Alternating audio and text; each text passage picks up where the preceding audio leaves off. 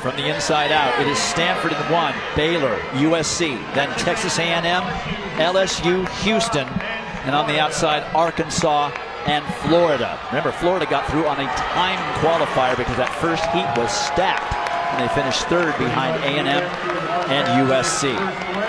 Well, USC after that race said that they were willing to do whatever it took to get through because they knew that that semifinal was so loaded. They knew it was going to take a very fast time, and everybody gave a great effort to do so. I'm sure our viewers are aware of this, but I've got to say it. They will stay in their lanes this entire first leg. Then when they pass the baton, the outgoing runner will stay in their lane through the turn and then break for the pole on the backstretch. And the first team to pass, Texas A&M.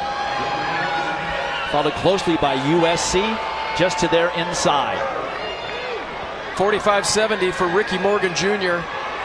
And Ry Benjamin, USC. Ry Benjamin lengthens out those legs, and he is trying to hold off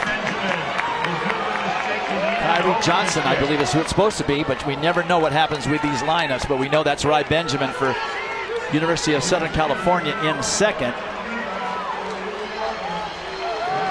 So it's USC, A&M, LSU, and now the Florida Gators into fourth. Houston fifth. Ry Benjamin will hand off to Zach Shinnick. And for A&M, it's supposed to be Ilolo Izu, which it is. And for LSU, Renard Howell. USC Ry Benjamin, 43-52 on that leg.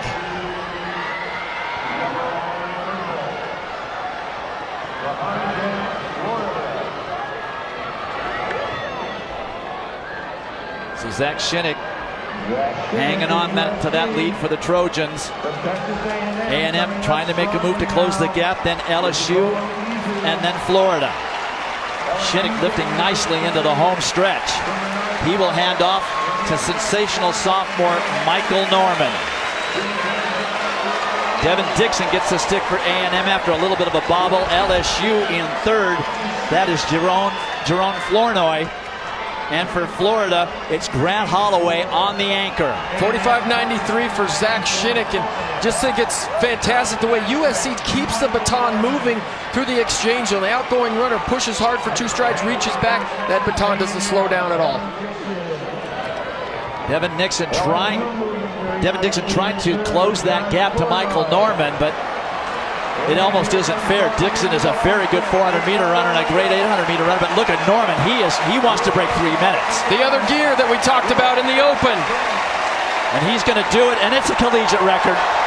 2:58.99. Now 2:59 flat.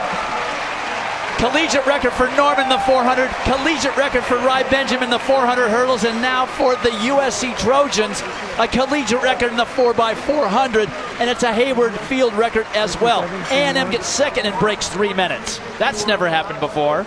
43-60 for Michael Norman on that anchor leg. And you saw 75 meters out. Just another gear completely. He was going for it all the way.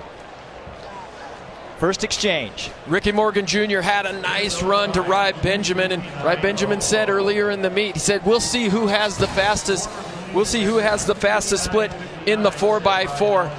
These guys are just next level athletes. When Quincy Watts says these guys are ahead of the curve, those kind of accolades mean so much more. Shinnick had a fantastic run. And you wondered, what was there to run for? The team title is out of reach. Well, let's run our very best. Let's run for pride. Let's run for the record. Norman runs 1/100th slower in the relay that he did in the open. He runs 43.62. Devin Dixon splits 43.93. The half miler with sub 44 relay speed. USC collegiate record 2:59 flat. Texas A&M second, breaking 3 minutes at 2:59.91. LSU third, Florida fourth, and the USC Trojans, who between them have set 3 collegiate records for the USC Trojans.